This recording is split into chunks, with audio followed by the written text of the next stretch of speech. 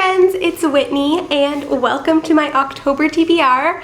I am so stoked for this TBR because October is like my favorite month of the entire year. I love fall and I love all things spooky, so this is going to be a great reading month.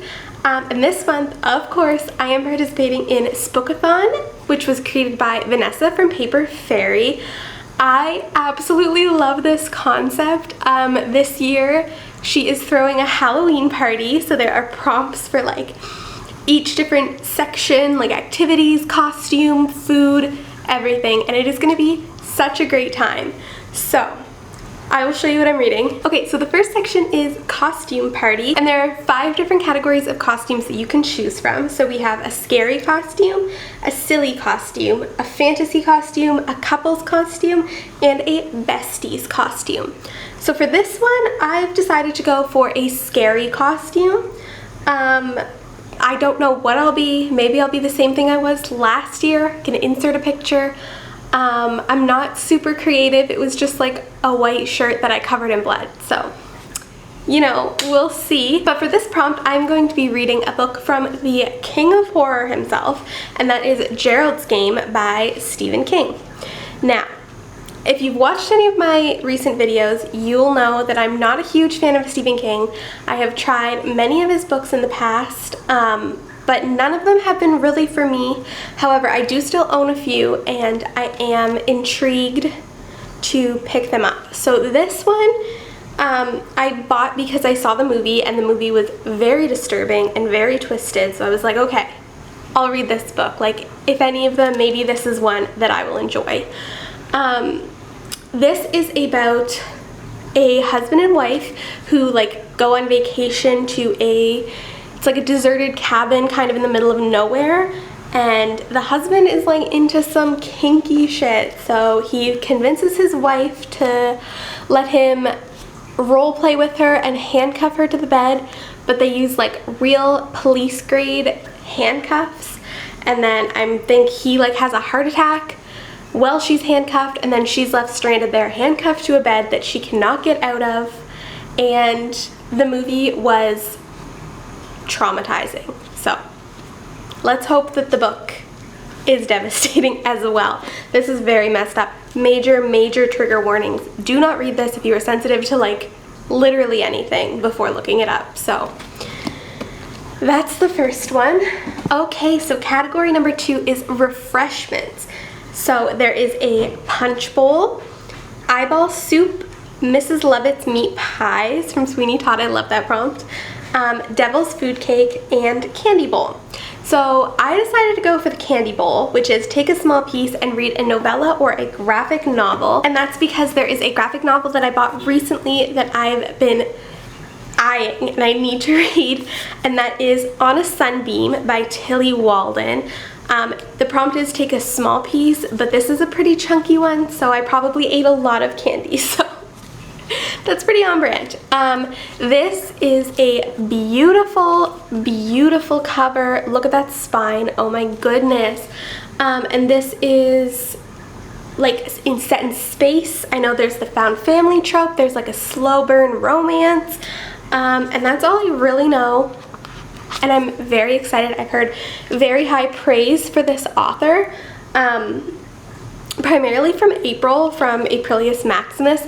She has discovered Tilly Walden fairly recently, in the last year I think, and has been reading a lot of her stuff, so I saw this for a very good price and picked it up, and I am looking forward to reading this. I really want to get into more graphic novels. Okay, the next category is dance floor playlist.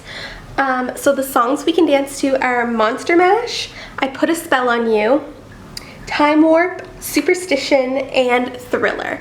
So I'm actually going to do a couple of dances because I'm feeling it. And the first song I'm going to dance to is Thriller, and the prompt is just to read a thriller. And I'm going to be reading Final Girls by Riley Sager. I have been super intrigued by this book because the plot just sounds so interesting to me. If you've seen the movie Escape Room, it's very similar to that. Not a great movie though, that was not a recommendation, but it's a fun time. Anyway, this, from what I've gathered, is just like a bunch of girls who are like the lone survivor of like an accident or an incident that happened where all of their friends had died, and so it's like a group of these girls who have all been in like horrible things where they're the final ones left, the only ones that survived. So I cannot wait to dive into this and give this a go. I really like thrillers and I never read them. I have a few on my shelf that I'd like to get to, but this is high priority. This is the one I'm very interested in. So we are also going to dance to I Put a Spell on You, which is a book with magic, and for that I am finally going to be reading one of my most anticipated books of 2020, and that is Cemetery Boys by Aiden Thomas. I am so excited. I first heard about this book and it was compared to The Raven Boys, and that is like my favorite series. I absolutely love that series. So this book is, oh my gosh, it just sounds so good. And I've seen people reading it recently and they've been giving it such high praise.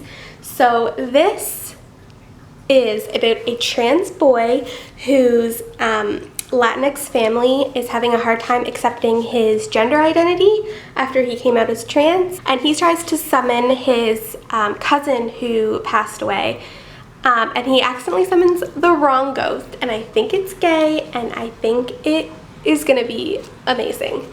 So I'm so excited. This is definitely like my most exciting read of this month. Like, I cannot wait. After dancing, we are moving on to the festivities. So I'm going to participate in two. And the first one I'm going to participate in is carve jack-o'-lanterns, and for that it is to read a book with a face on the cover. I am getting to a sequel that I have been meaning to read for a very long time, and that is Girls of Storm and Shadow by Natasha Nagan.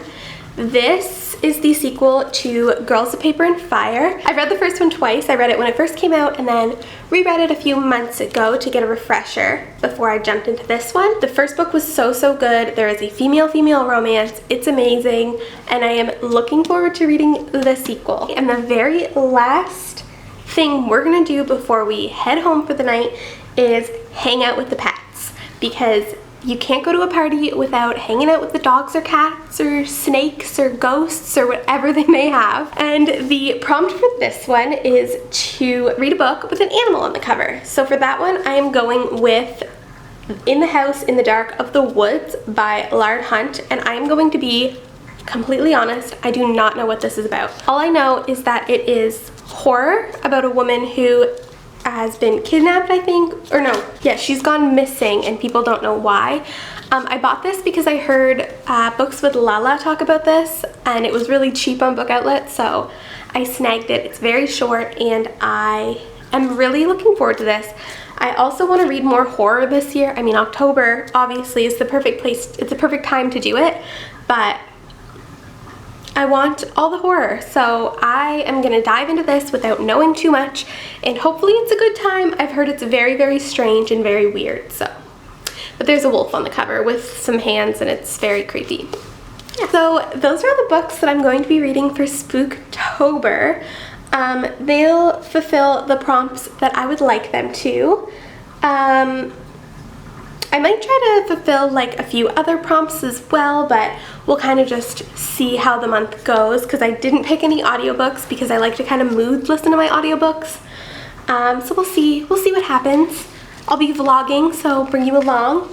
There is one more book that I want to finish as well because I'm like halfway through it, and that's Midnight Sun by Stephanie Meyer. So I started reading this in August when it came out, but then I put it down for September because I was participating in Not Safe for Workathon and Becca's Bookopoly-thon, and this didn't fit anything. So I'm almost halfway through it, and I would like to finish this and get this done and reclaim my bookmark. So that is everything I'm planning on reading for October.